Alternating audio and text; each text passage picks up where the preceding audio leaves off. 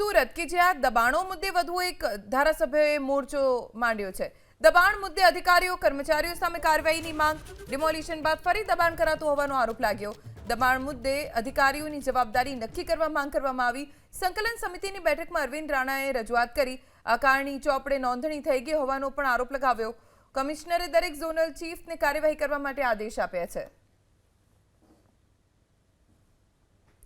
Demolition થઈ ગયા પછી થોડા સમયમાં જ ફરી દબાણ થતું હોય છે તેવો આરોપ લાગ્યો।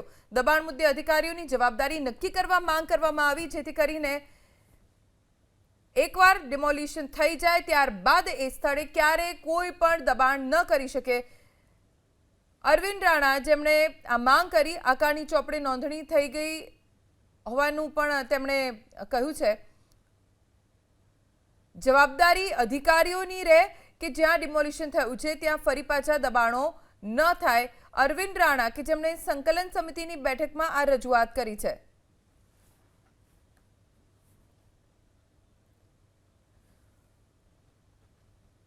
અનેક જગ્યાએ દબાણો હટાવવાની કામગીરી કરવામાં આવતી હોય છે, પણ થોડા સમય બાદ ફરીથી દબાણો થઈ જતા હોય છે।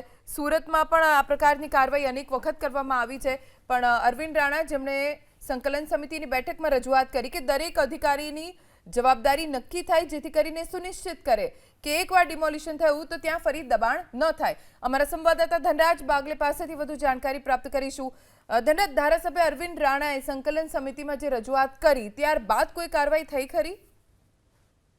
સુધી કોઈ પણ જાતની કાર્યવાહી નથી થઈ। વારંવાર ધારાસભ્ય આ બાબતનો મુદ્દો છે સંકલનની બેઠકમાં ઉઠાવતા હોય છે। ગેરકાયદેસર બાંધકામ બાબતે કર્મચારી અને અધિકારી સામે પગલા ભરવાની પણ માંગણી કરવામાં આવી છે, પરંતુ હજી સુધી કોઈ પણ નક્કર કામગીરી પાલિકા દ્વારા નથી કરવામાં આવી। અધિકારી રાજ ચાલતો એ પ્રમાણેનો આરોપ લગાવવામાં આવે છે। જોકે ધારાસભ્ય અરવિંદ રાણાએ સુરત મહાનગરપાલિકાની સંકલનમાં કેટલાક મુદ્દાઓ ઉઠાવ્યા હતા, જેમાં ડિમોલિશન કરાયેલ મિલકતોમાં ફરી વખત ગેરકાયદેસર રીતે આ બાંધકામો છે તાણી દેવાતા હોય છે, ત્યારે સુરત મહાનગરપાલિકાના અધિકારી કર્મચારીઓ છે તેમને કેમ દેખાતું નથી એ પ્રમાણેના મુદ્દા ઉઠાવવામાં આવ્યા હતા। ઉપરાંત આકારણી ચોપડે નોંધણી પણ ન થઈ હોય ત્યારે શંકાબેન આ પ્રમાણે જ્યારે બાંધકામ થતા હોય છે ત્યારે પાલિકા કમિશનર દરેક ઝોનલ ચીફને દાખલારૂપ કામગીરીની સૂચના આપવામાં આવી છે, ત્યારે આ બાબતે નક્કર કાર્યવાહી કરવામાં આવે તેવી માંગણી કરવામાં આવી છે। જો કે અધિકારી રાજ ચાલી રહ્યો છે એ પ્રમાણેનું સાબિત થઈ રહ્યું છે। વારંવાર આ રીતે ધારાસભ્યો છે એ રજૂઆત કરતા હોય છે, તેમ છતાં તેમને કોઈ પણ જાતની કામગીરી કરવામાં નથી આવતી, ત્યારે આ બાબતે ઉચ્ચ સ્તરે ફરિયાદ કરવામાં આવશે તેવા